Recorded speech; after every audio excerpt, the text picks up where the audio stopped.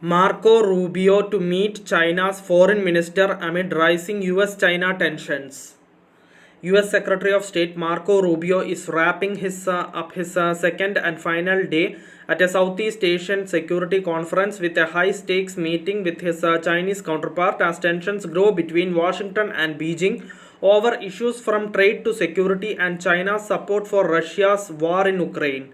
After discussions with regional countries at the Association of Southeast Asian Nations Forum in Malaysia, Rubio on Friday was close out his first official trip to Asia in his first face-to-face talks with Chinese Foreign Minister Wang Yi, the State Department said. The meeting comes less than 24 hours after Rubio met in Kuala Lumpur with another rival, Russian Foreign Minister Sergei Lavrov, during which they discussed potential new avenues to jumpstart Ukraine peace talks. The meetings come against a backdrop of global and regional unease over US policies, notably on trade and large tariffs that US President Donald Trump has threatened to impose on friend and foe alike. While Rubio heard complaints about the tariffs from his Southeast Asian counterparts, he told reporters Thursday that many of them focused their discussion on security issues, their concerns about Chinese domination and desire for cooperation with the US.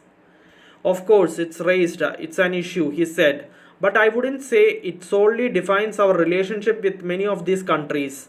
There are a lot of other issues that we work together on, and I think there are great enthusiasm that we were here and that we are a part of this.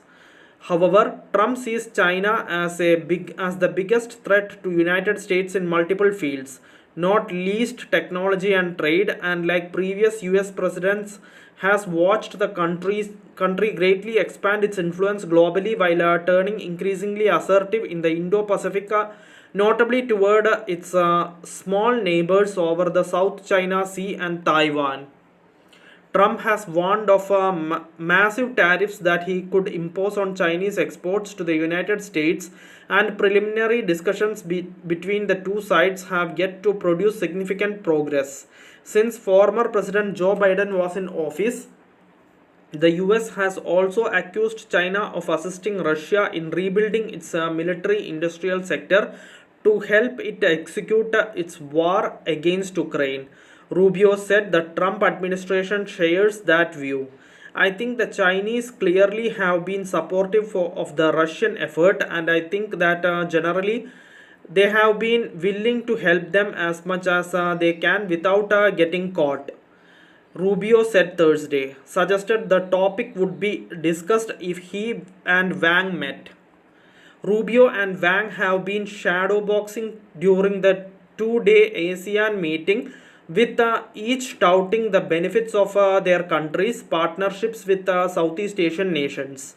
While Rubio has played up cooperation with the US, signing a civil nuclear cooperation agreement with Malaysia, for instance, Wang has railed against Trump's threatened tariffs, notably against almost all of ASEAN's 10 member states, calling them an abuse and an attempt to subvert a free and open trade and a danger to global financial stability. While noting an overall positive situation in East Asia in his discussions with Southeast Asian foreign ministers, Wang warned of growing challenges brought by unilateral protectionism and the arbitrary imposition of tariffs by certain major powers. On Thursday, Wang and Lavrov met and delivered a subtle but unmistakable warning to the United States over Southeast Asia. Russia and China both support ASEAN's central role in regional cooperation and committed to maintaining peace and stability in the Asia-Pacific region, and are wary of certain major powers creating divisions and instigating confrontation in the region, they said, according to Russia's foreign ministry. Thank you for listening. Thank you for watching. Thank you everyone. Bye.